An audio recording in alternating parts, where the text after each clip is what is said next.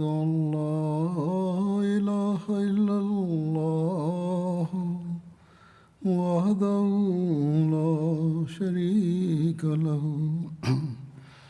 وأشهد أن محمدا عبده ورسوله أما بعد فأعوذ بالله من الشيطان الرجيم بسم الله الرحمن الرحيم الحمد لله رب العالمين الرحمن الرحيم مالك يوم الدين إياك نعبد وإياك نستعين اهدنا الصراط المستقيم صراط الذين أنعمت عليهم غير المغضوب عليهم ولا الضالين. نحن بصدد ذكر البعثات التي تم إرسالها ضد المتمردين والبغاة في عهد أبي بكر الصديق، وورد في تفاصيل البعثة السابعة ضد هؤلاء المتمردين أنها قد أُكلت إلى خالد بن سعيد بن العاص الذي أرسل للرد على البغاة المرتدين. عقد أبو بكر لواء خالد بن سعيد بن العاص وبعثه إلى الحمقتين من مشارف الشام.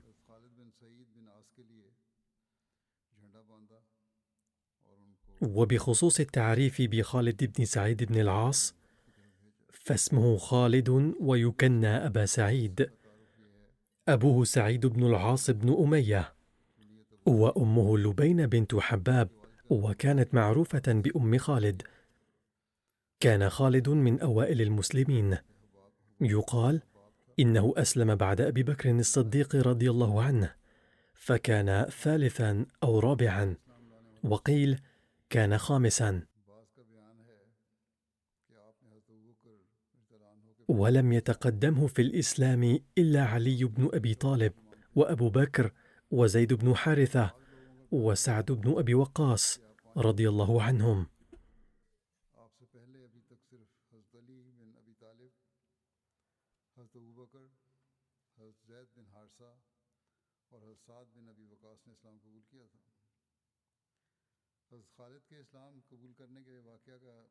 وكان سبب إسلام خالد أنه رأى في المنام أنه وقف على شفير النار وكأن أباه يدفعه فيها، ورأى رسول الله صلى الله عليه وسلم آخذ بحقويه حتى لا يقع فيها، فاستيقظ خالد فزعا وقال: أحلف إنها لا رؤيا حق.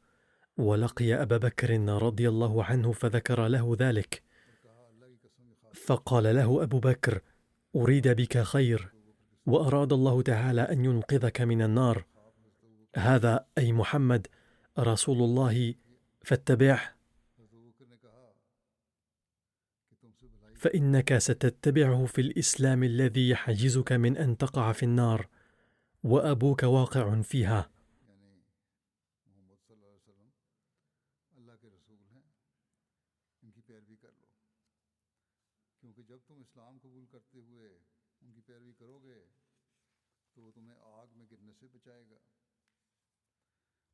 فلقي خالد رسول الله صلى الله عليه وسلم وهو بأجاد، وهو موضع متصل بجبل الصفاء بمكة، حيث رعى رسول الله صلى الله عليه وسلم الغنم.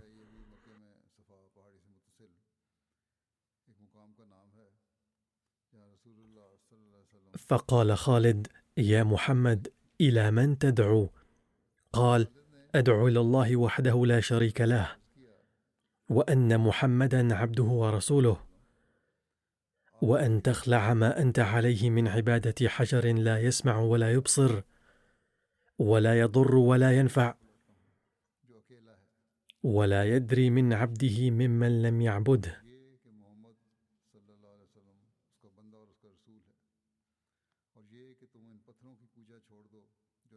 قال خالد: فإني أشهد أن لا إله إلا الله وأشهد أنك رسول الله. فسر رسول الله صلى الله عليه وسلم بإسلامه، وتغيب خالد بعد إسلامه.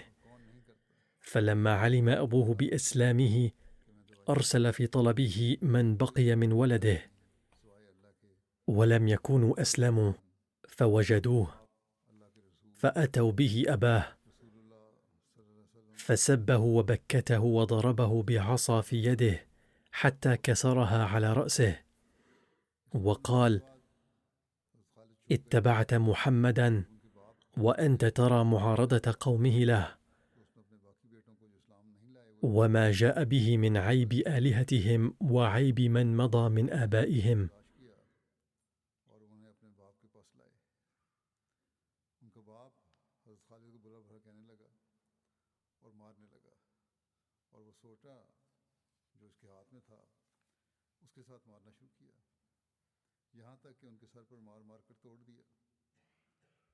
قال: قد والله تبعته على ما جاء به.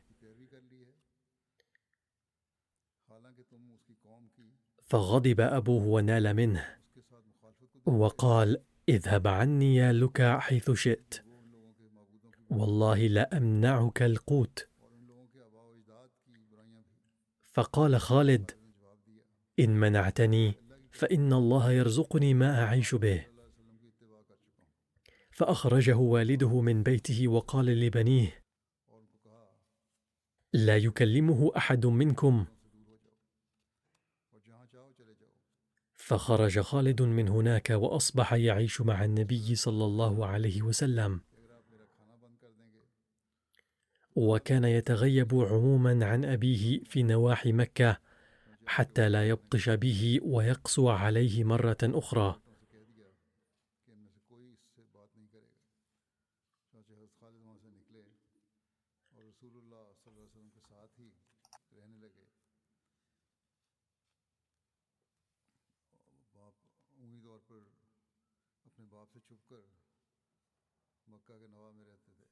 وكان أبوه شديدا على المسلمين، وكان أعز من بمكة، فمرض فقال: لئن الله رفعني من مرضي هذا، لا نعرف هل ذكر اسم الله أم بعض آلهته، على أي حال قال بأنه إذا شفي لا يعبد إله ابن أبي كبشة بمكة،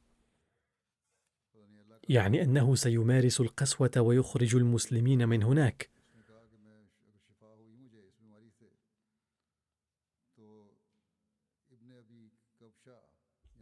فلما علم خالد دعا على والده: اللهم لا ترفعه، فتوفي في مرضه ذلك. فلما خرج المسلمون إلى أرض الحبشة في الهجرة الثانية، خرج معهم خالد أيضا، ومعه امرأته أميمة بنت خالد الخزاعية. وهاجر معه إلى أرض الحبشة أخوه عمرو بن سعيد. وقدم خالد على النبي صلى الله عليه وسلم بخيبر مع جعفر بن أبي طالب، ولم يشهد غزوة خيبر، إلا أن النبي صلى الله عليه وسلم أسهم له من الغنائم، وشهد مع النبي صلى الله عليه وسلم عمرة القضاء وفتح مكة وحنينا والطائف وتبوك وغيرها.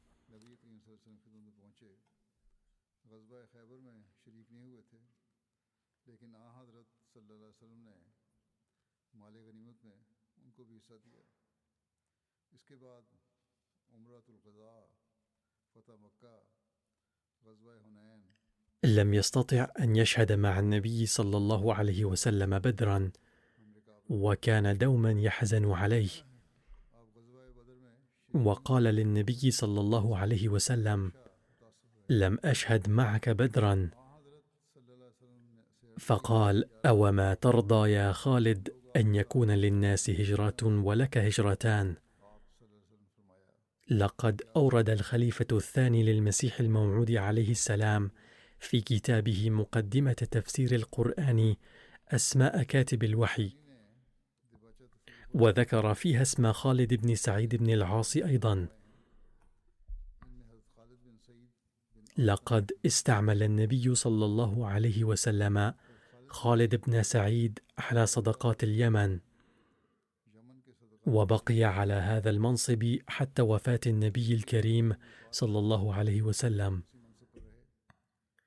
فلما جاء إلى المدينة المنورة بعد وفاة الرسول الكريم صلى الله عليه وسلم، سأله أبو بكر: لماذا عدت؟ قال: لن أعمل لأحد بعد رسول الله صلى الله عليه وسلم. يقال أنه تأخر عن بيعة أبي بكر، ولكنه بايعه عندما بايع بنو هاشم. ثم أرسله أبو بكر أميرا على الجنود في مواطن كثيرة. استشهد بمرج الصفر في خلافة أبي بكر رضي الله عنه، وقيل كانت وقعة مرج الصفر سنة 14 في صدر خلافة عمر، وقيل بل كان قتله في وقعة أجنادين بالشام قبل وفاة أبي بكر ب24 ليلة.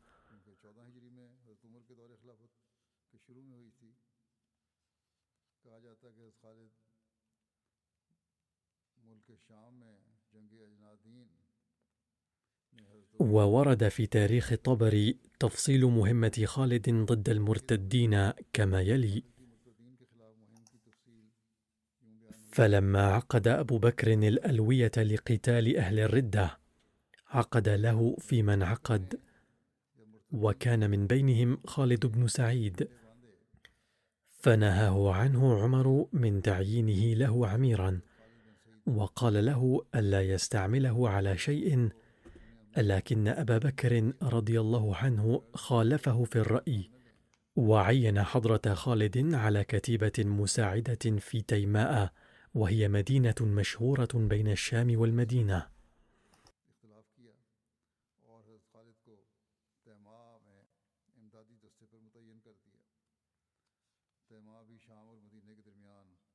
فحين أمره بالسير إلى تيماء قال له: لا تبرح مكانك، وادع من حولك بالانضمام إليك، ولا تقبل إلا ممن لم يرتدوا، ولا تقاتل إلا من قاتلك حتى تأتيك أوامري.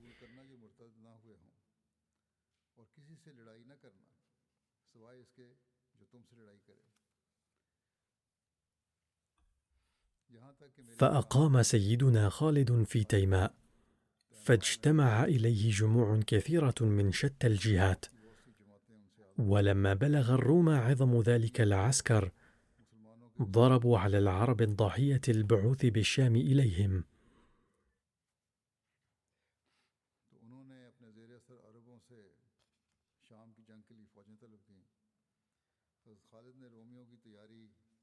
فكتب خالد بن سعيد إلى أبي بكر عن تجهز الروم وعن وصول قبائل العرب، فكتب إليه أبو بكر أن أقدم ولا تحجم واستنصر الله. فسار إليهم خالد، فلما دنا منهم أصابهم الرعب وتفرقوا وهربوا، فنزل سيدنا خالد مكانهم، ودخل عامة من كان تجمع له في الإسلام، وكتب خالد إلى أبي بكر بذلك، فكتب إليه أبو بكر: أقدم ولا تقتحمن حتى لا تؤتى من خلفك.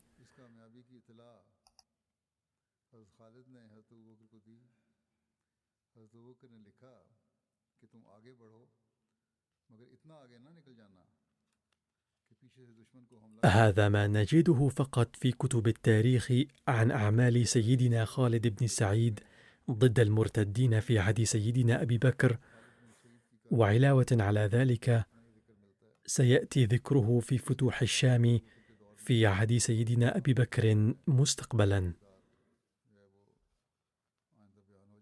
البعثة الثامنة كانت لسيدنا طريفة بن حاجز ضد المرتدين المتمردين، فقد عقد سيدنا أبو بكر لواء لطريفة بن حاجز، وأمره بالتصدي لبني سليم ومن معهم من هوازن.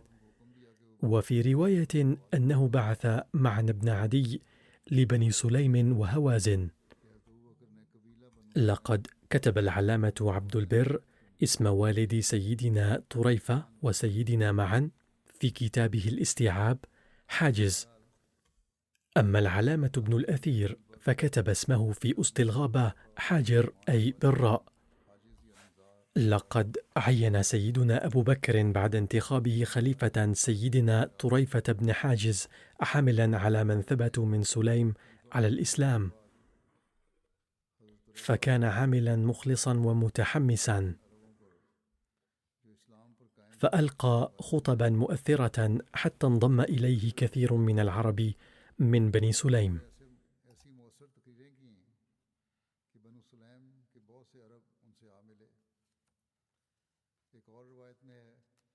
وفي رواية عن عبد الله بن أبي بكر قال: كانت سليم قد انتقض بعضهم فرجعوا كفارا بعد وفاة النبي صلى الله عليه وسلم، وثبت بعضهم على الإسلام مع أمير كان لأبي بكر عليهم يقال له معن بن حاجز، وعند البعض أخوه طريفة بن حاجز. فلما سار خالد بن الوليد إلى طليحة وأصحابه كتب سيدنا أبو بكر إلى معن بن حاجز أن يسير بمن ثبت معه على الإسلام من بني سليم مع خالد.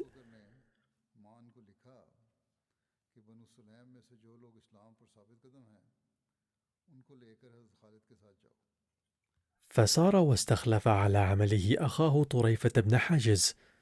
وهناك رواية أخرى عن عبد الله بن أبي بكر قال: قدم على أبي بكر رجل من بني سليم يقال له الفجاءة، وهو إياس بن عبد الله. وسبب تسميته بالفجاءة لأنه كان يهاجم المسافرين والقرى فجأة ويسلب منهم وينهب منهم. فقال لأبي بكر: إني مسلم وقد أردت جهاد من ارتد من الكفار فاحملني وأعني. فقدم له أبو بكر ركوبا وأعطاه سلاحا.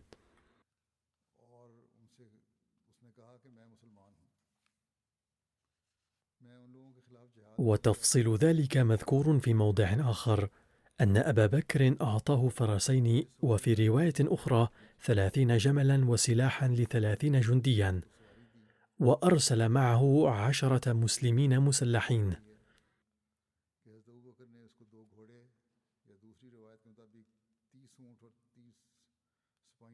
فخرج يستعرض الناس المسلم والمرتد، يأخذ أموالهم ويصيب من امتنع منهم،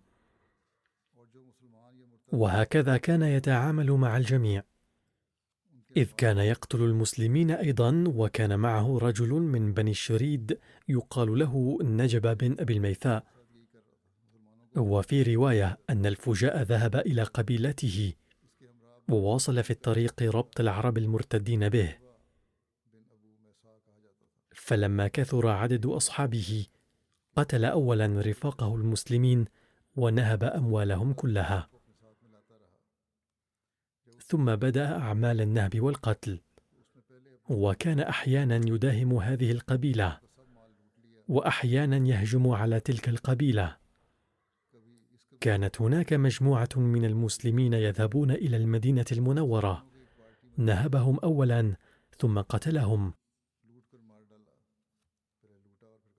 فلما بلغ أبا بكر خبره كتب إلى طريفة بن حاجز، والبعض يقول أنه كان قد كتب في الحقيقة إلى معن، وهو بدوره أرسل أخاه طريفة أن عدو الله الفجاء أتاني يزعم أنه مسلم ويسألني أن أقويه على من ارتد عن الإسلام، فحملته وسلحته، ثم انتهى إلي من يقين الخبر أن عدو الله هذا قد استعرض الناس المسلم والمرتد يأخذ أموالهم ويقتل من خالفه منهم، فسر إليه بمن معك من المسلمين حتى تقتله أو تأخذه فتأتيني به. وفي رواية أن سيدنا أبا بكر كان قد أرسل عبد الله بن قيس أيضا لمساعدة سيدنا طريفة،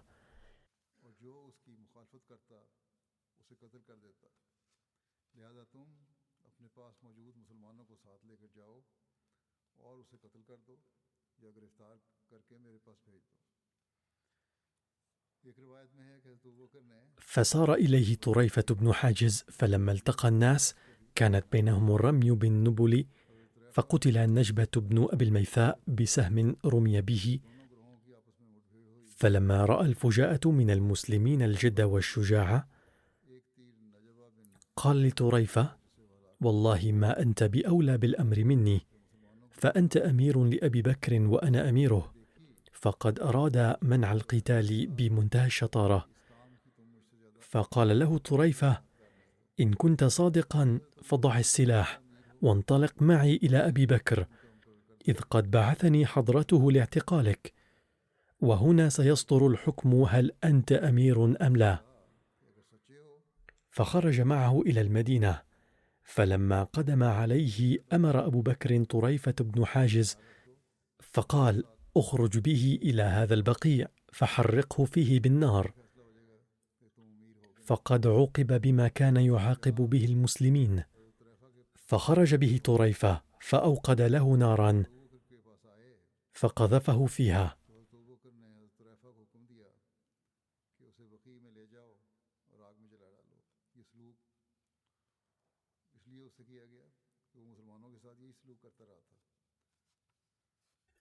وفي رواية أن الفجاء هرب في القتال فلاحقه سيدنا طريفة وأسره وأرسله إلى سيدنا أبي بكر، فلما وصل إليه أشعل له نارا ثم وثقه وألقاه فيها.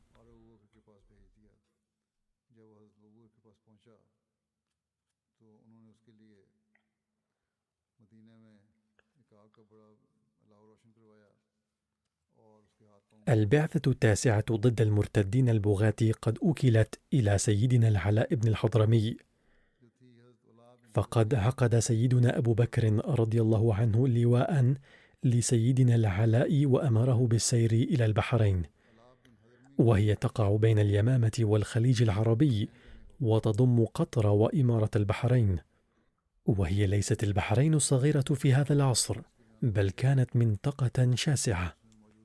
كانت عاصمتها دارين، وكان يحكمها منذر بن ساوى في عهد النبي صلى الله عليه وسلم، فأسلم.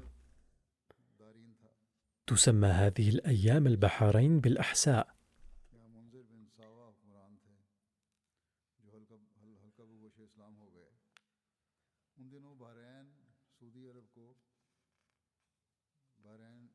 وأما العلاء بن الحضرمي فاسمه العلاء، واسم أبيه عبد الله، كان من حضرموت باليمن، وقد تشرف بالإسلام في بداية الدعوة.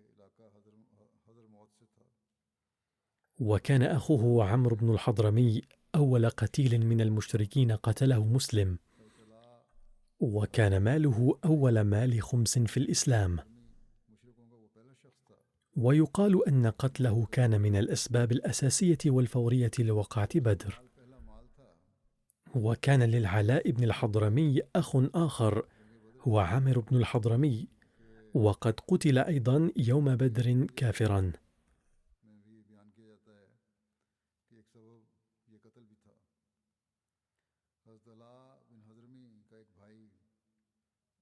لما أرسل رسول الله صلى الله عليه وسلم الرسائل إلى الملوك أنيطت إلى العلاء بن الحضرمي مهمة تبليغ رسالته إلى منذر بن ساوى حاكم البحرين، الذي ولاه النبي صلى الله عليه وسلم عليها.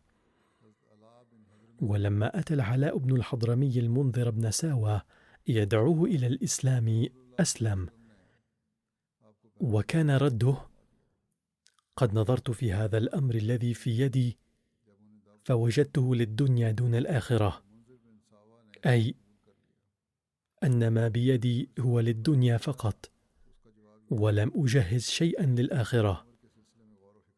ونظرت في دينكم فوجدته للآخرة والدنيا، فما يمنعني من قبول دين فيه أمنية الحياة وراحة الموت. ولقد عجبت أمس ممن يقبله، وعجبت اليوم ممن يرده، أي لقد عرفت بعظمة تعليم الإسلام فتغير موقفي تجاهه الآن. وأضاف وقال: إن عظمة الشريعة التي جاء بها محمد صلى الله عليه وسلم تفرض علينا تعظيمه وتوقيره.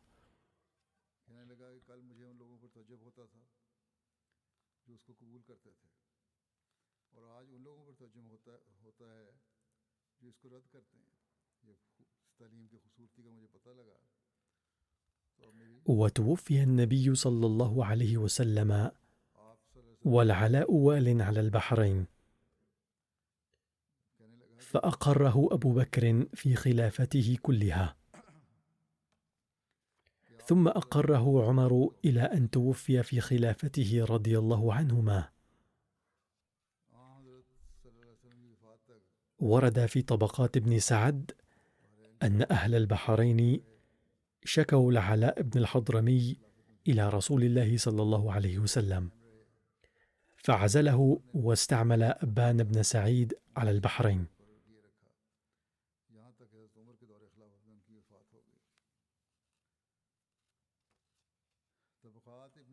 ولما وقعت الردة والتمرد في البحرين بعد وفاة النبي صلى الله عليه وسلم، رجع أبان إلى المدينة وترك منصب العامل، فأراد أبو بكر أن يبعثه إلى البحرين ثانية، فاعتذر وقال: ما كنت لأعمل لأحد بعد رسول الله صلى الله عليه وسلم. فدعا سيدنا أبو بكر العلاء بن الحضرمي وبعثه إلى البحرين عاملا عليها، وظل يعمل بهذا المنصب حتى الممات.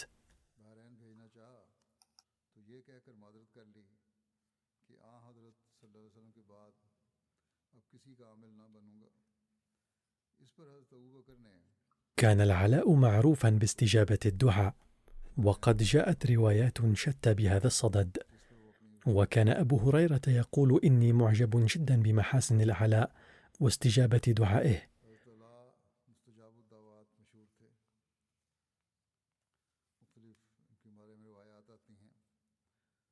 ومن الأمور الكثيرة التي ذكر أبو هريرة عن العلاء رضي الله عنهما أن العلاء خرج في سفر من المدينة إلى البحرين ذات مرة، ونفد الماء خلال هذا السفر، فدعا الله تعالى، فرأى عين ماء قد انفجرت من تحت الرمال، فشربنا الماء حتى ارتوينا.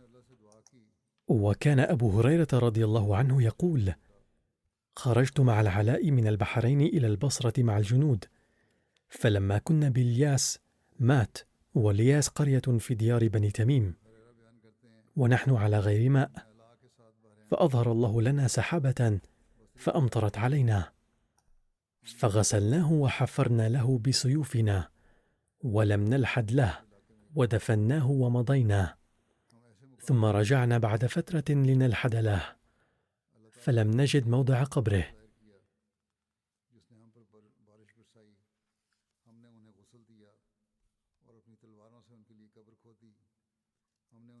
وهناك اختلاف في الروايات عن وفاة العلاء بن الحضرمي، فمنهم من يرى أنه توفي في العام 14 من الهجرة، ومنهم من يرى أن وفاته كانت في 21 الهجري. ورد عن ظروف البحرين آنذاك: كانت البحرين تحت حكم ملوك الحيرة، وكانوا تابعين لكسرى إيران، وكانت الحيرة مقر ملوك العراق قبل الإسلام، وكانت المدن الساحلية والتجارية للبحرين مختلطة السكان من الفرس والنصارى واليهود والزط، وكان الفرس مسيطرين على تجارة العرب. كانت هنالك جماعة من التجار الذين جاءوا من الهند وفارس، وكانوا مقيمين في المناطق الساحلية ما بين مصب نهر الفرات حتى عدن، وتزوجوا مع أهالي هذه المناطق، وقد أطلق على نسلهم الأبناء. وكانت تقيم خلف المدن الساحلية 3 قبائل كبيرة وفروعها المتعددة، إحداها بكر بن وائل، والثانية عبد القيس، والثالثة ربيعة. وكانت عائلات عديدة منها مسيحية. كانت مهنتهم تربية الخيول والجمال والماعز وزراعة بساتين النخيل. كانت أمور هذه القبائل تدار من قبل زعماء محليين كانوا يتمتعون بثقة ملوك الحيرة. وكان أحدهم المنذر بن ساوى. كان يعيش في منطقة هجر بالبحرين، وكان يحكم على قبيلة عبد القيس ما حول هجر. كان وفدان قد حضر من قبيلة عبد القيس إلى رسول الله صلى الله عليه وسلم، أحدهما في العام 5 الهجري، وقد ضم 13 أو 14 فردا. والوفد الثاني حضر إلى النبي صلى الله عليه وسلم في عام الوفود، أي في العام 9 الهجري، وكان يضم 40 شخصا بما فيهم الجارود الذي كان نصرانيا، فأسلم حين وفد إلى النبي صلى الله عليه وسلم. وفي رواية أنه أسلم قبل مجيء هذا الوفد إليه. وافق الفرس والمسيحيون واليهود المقيمون في هجر على مضض على دفع الجزية. وظلت بقية قرى البحرين ومدنها غير مسلمة، وكانوا يثورون من حين لآخر كلما سنحت لهم الفرصة. عندما أسلم المنذر بن ساوى أبقاه النبي صلى الله عليه وسلم حاكما على البحرين، وبعد إسلامه بدأ دعوة قومه إلى دين الحق. وأوفد الجارود بن المعلى إلى النبي صلى الله عليه وسلم لتحصيل علوم الدين والتربية الدينية. وصل الجارود إلى المدينة ونال علم أحكام الإسلام وتعليمه، ثم رجع إلى قومه يدعوهم إلى الإسلام ويثقفهم بتعاليمه. وبعد وفاة رسول الله صلى الله عليه وسلم بأيام مات المنذر أيضا، فارتد العرب وغيرهم كلهم جميعا. وقالت بنو عبد القيس: لو كان محمد صلى الله عليه وسلم نبيا لما مات، وارتدوا كلهم.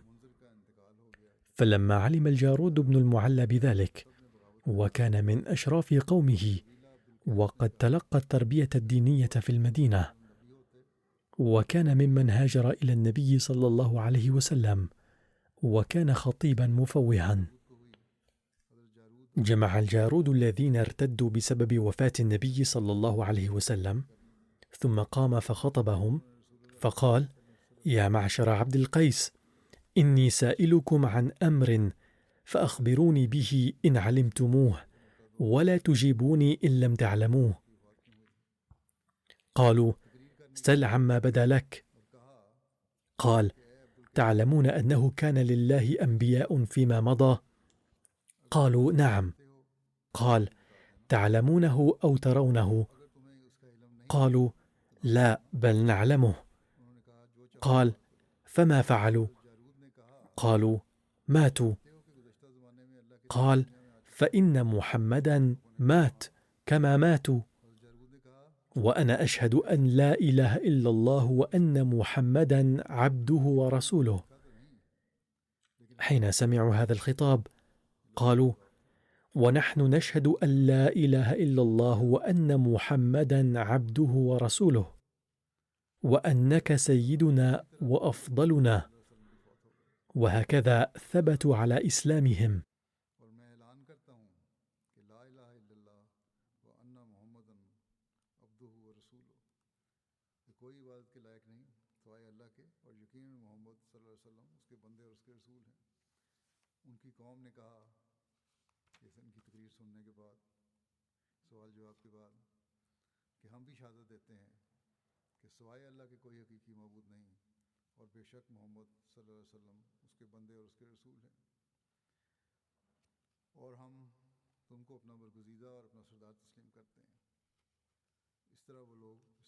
استعد العرب وغيرهم جميعا للقضاء على حكم المدينة، وشجعتهم على ذلك الحكومة الفارسية، وسلمت مهمة التمرد قائدا عربيا عظيما.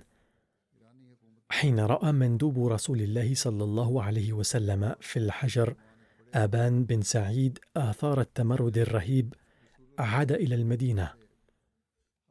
كان بنو عبد القيس أسلموا، ولكن القبائل الأخرى في البحرين ثبتوا على ارتدادهم تحت إمرة حطم بن زبيعة، وردوا الملك إلى آل المنذر، إذ جعلوا المنذر بن النعمان ملكهم.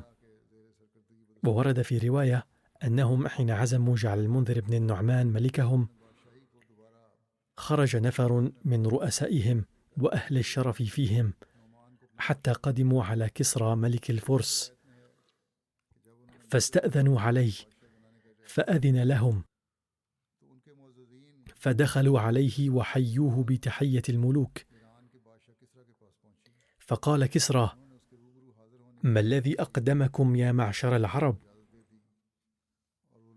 فقالوا: أيها الملك، إنه قد مضى ذلك الرجل من العرب الذي كانت قريش وسائر مضر يعتزون به، يعنون بذلك رسول الله صلى الله عليه وسلم، وقد قام بعده خليفة له ضعيف البدن ضعيف الرأي. هذا كان رأيهم في أبي بكر رضي الله عنه. وقد انصرف عامله إلى أصحابه، وبلاد البحرين اليوم ضائعة ليس بها أحد ممن هو على دين الإسلام إلا شرذمة من عبد القيس، وليس هم عندنا بشيء، ونحن أكثر منهم خيلا ورجلا، ولو بعثت إلى البحرين رجلا يأخذها لم يكن أحد يمانعه عليها. فقال لهم كسرى: من تحبون أن أوجه معكم إلى البحرين؟ قالوا: من أحب الملك. قال: فما تقولون في المنذر بن النعمان بن المنذر؟ فقالوا: أيها الملك، هو لنا رضا، وما نريد به بدلا. فأرسل كسرى إلى المنذر بن النعمان فدعاه، وهو يومئذ غلام حدث السن، حين بقل وجهه فخلع عليه بخلع، وتوجه بتاج، وحمله على 100 من الخيل، وضم إليه 7000 فارس وراجل. أمره بالمسير إلى البحرين مع بكر بن وائل، فقالوا: ومعهم أبو ضبيعة الحطم بن زيد، وظبيان بن عمرو، ومسمع بن مالك. والحطم هو شريح بن ضبيعة أحد بني قيس بن ثعلبة، والحطم لقبه، أسلم ثم ارتد.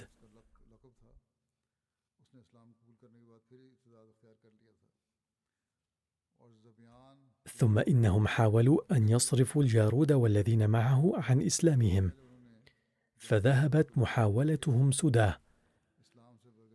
عند ذلك خرج الحطم حتى نزل القطيف وهجر، واستغوى من بهما من الأبناء، كما ضم إليه من لم يكن دخل في الإسلام من قبل. واجتمعت عبد القيس إلى رئيس من رؤسائهم يقال له الجارود بن المعلى العبدي، في 4000 من عبد القيس وأحلافهم وعبيدهم ومواليهم. ودنت منهم بنو بكر بن وائل في 9000 من الفرس و3000 من العرب، فاقتتل القوم قتالا شديدا، فكانت الدائرة على بكر بن وائل، فقتل منهم نفر كثير ومن الفرس، ثم اقتتلوا قتالا شديدا ثانية، فكانت الدائرة على عبد القيس، فانتصف بعضهم من بعض، ودام الحرب بينهم أياما كثيرة، حتى قتل منهم مقتلة عظيمة. واستأمن عمة عبد القيس إلى بكر بن وائل، فعندها علمت عبد القيس أنه لا طاقة لهم مع بكر بن وائل، فانهزموا بين أيديهم حتى صاروا إلى حصن لهم بأرض هجر يقال له جواثي، فدخلوه، والجواثي قرية من قرى البحرين، حيث تمت صلاة الجمعة أولا بعد المسجد النبوي. فورد في صحيح البخاري عن ابن عباس رضي الله عنه أنه قال: إن أول جمعة جمعت بعد جمعة في مسجد رسول الله في مسجد عبد القيس بجواثاء من البحرين.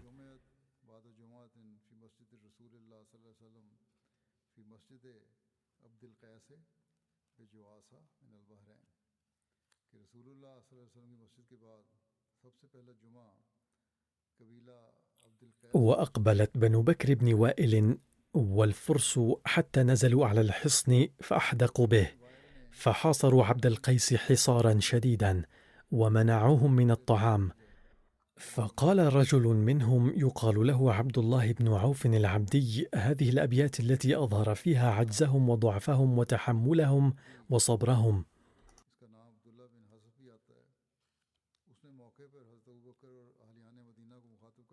هي قصيدة طويلة بعض الشيء، يقول: ألا أبلغ أبا بكر رسولا وفتيان المدينة أجمعين، فهل لي في شباب منك أمسوا جياعا في جواثي محصرين.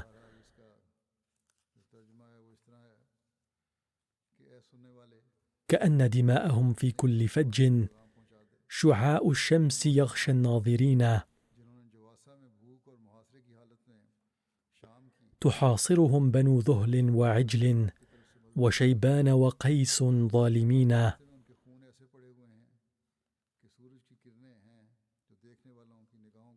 يقودهم الغرور بغير حق ليستلب العقائل والبنين. فلما اشتد حصرهم وطالت أكفهم بما فيه بلينا.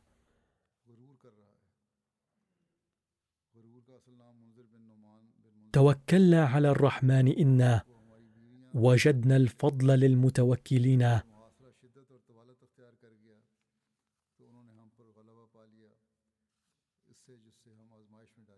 وقلنا قد رضينا الله ربا وبالإسلام دينا قد رضينا. وقلنا والأمور لها قرار وقد سفهت حلوم بني أبينا.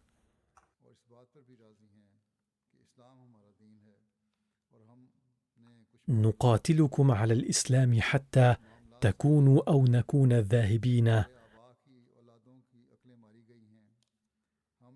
بكل مهند عضب حسام يقض البيض والزرد الدفينا.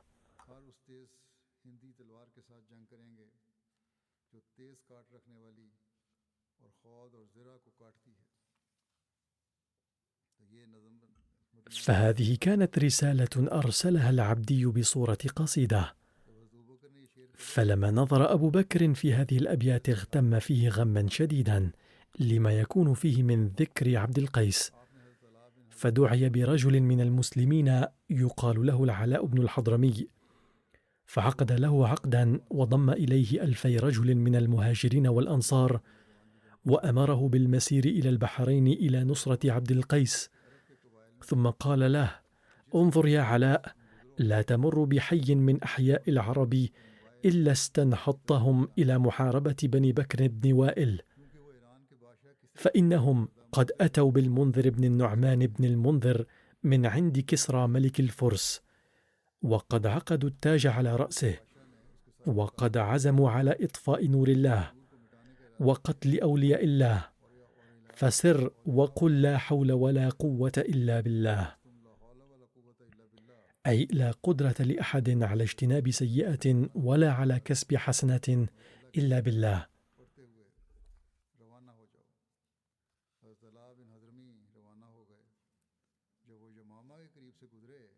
فانطلق علاء بن الحضرمي، ولما مر بقرب اليمامة لحقه ثمامة بن أثال بن حنيفة مع جماعته، كما لحقه أسامة، وكذلك قيس بن عاصم مع قبيلته بني تميم.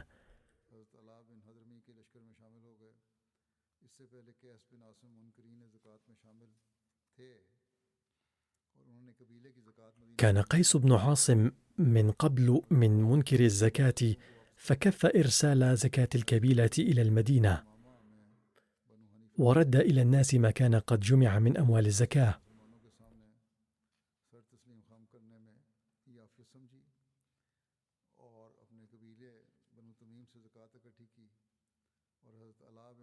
وعندما غلب خالد بن وليد بني حنيفة في اليمامة، رأى قيس بن عاصم حكمة في الاستلام أمام المسلمين، وجمع الزكاة من قبيلته بني تميم، ولحق بجيش علاء بن الحضرمي. فانطلق علاء بن الحضرمي بجيشه إلى البحرين مرورا بالدهناء. الدهناء موقع بني تميم في الطريق من بصرة إلى مكة. يتابع الراوي: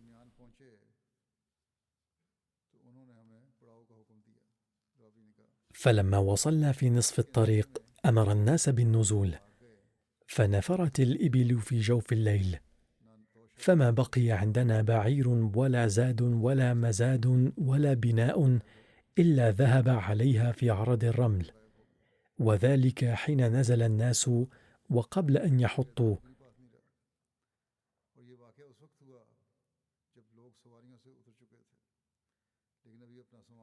فما علمت جمعا هجم عليهم من الغم ما هجم علينا، حتى يئس الناس من حياتهم، وأوصى بعضنا إلى بعض، ونادى منادي العلاء: اجتمعوا، فاجتمعنا إليه، فقال: ما هذا الذي ظهر فيكم وغلب عليكم؟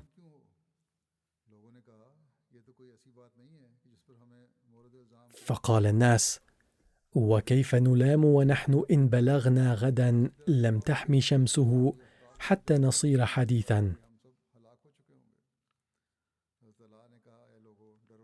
فقال: أيها الناس، لا تراعوا، ألستم مسلمين؟ ألستم في سبيل الله؟ ألستم أنصار الله؟ قالوا: بلى. قال: فأبشروا، فوالله لا يخذل الله من كان في مثل حالكم. ونادى المنادي بصلاة الصبح حين طلع الفجر، فصلى بنا، ومنا المتيمم ومنا من لم يزل على طهوره. فلما قضى صلاته جثى لركبتيه وجثى الناس، فنصب في الدعاء ونصبوا معه.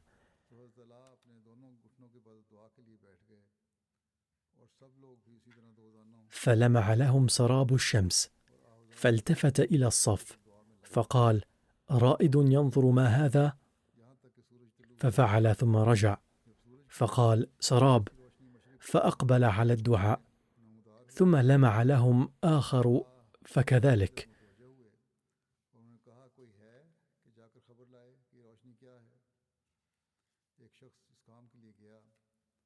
ثم لمع لهم آخر فقال: ماء، فقام وقام الناس، فمشينا إليه حتى نزلنا عليه، فشربنا واغتسلنا، فقد تفجر ينبوع الماء هنالك.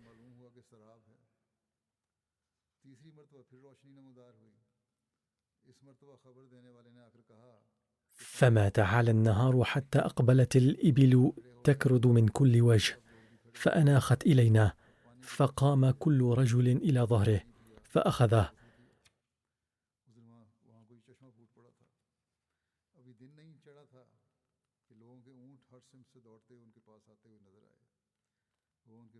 فما فقدنا سلكا فأرويناها وأسقيناها العلل بعد النهل، وتروينا ثم تروحنا. أي حدثت معجزة إجابة الدعاء هنالك، أن الله أخرج ماء، وعادت الإبل أيضا وسقاها الناس.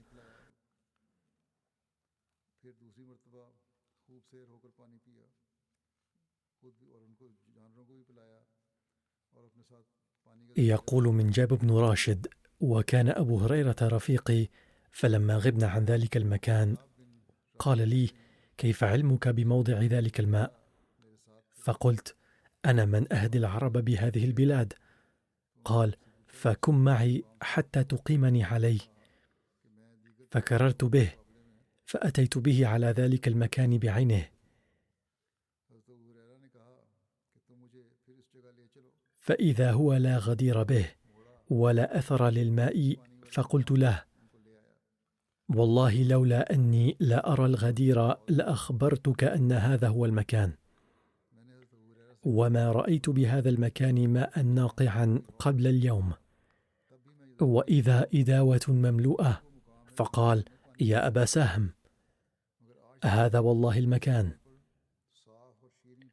ولهذا رجعت ورجعت بك وملأت إداوتي ثم وضعتها على شفيره.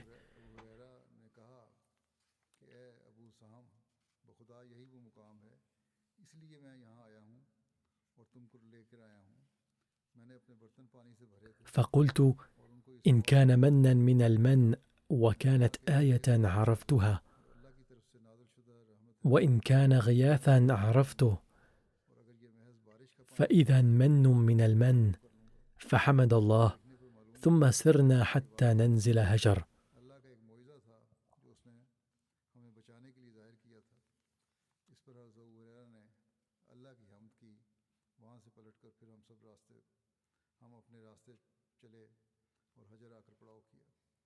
وكتب العلاء إلى أبي بكر: أما بعد، فإن الله تبارك وتعالى فجر لنا الدهناء فيضا لا ترى غواربه، وأرانا آية وعبرة بعد غم وكرب، لنحمد الله ونمجده.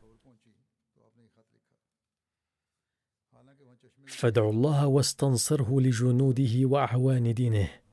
هذا ما كتبه العلاء إلى أبي بكر في تقريره، أخبره فيه ما جرى بعد توفر الماء.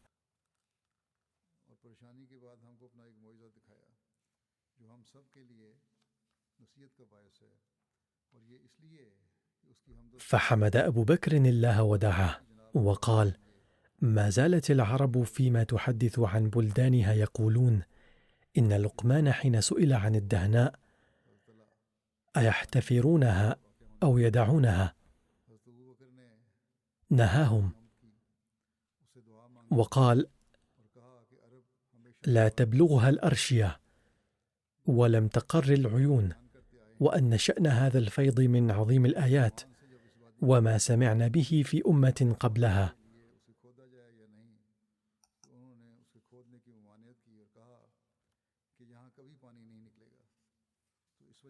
إذن فقد شاهد الصحابة الذين كانوا يخرجون في سبيل الله هذا النوع من المعجزات. وللحديث بقية سأسردها لاحقا بإذن الله.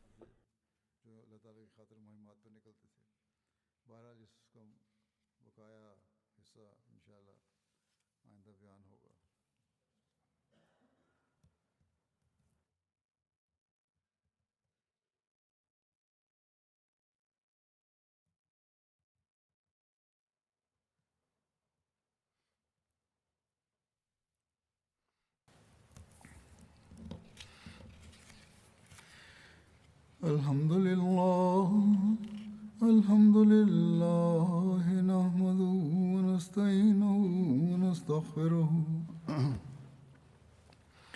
ونؤمن به ونتوكل عليه ونعوذ بالله من شرور أنفسنا ومن سيئات أعمالنا.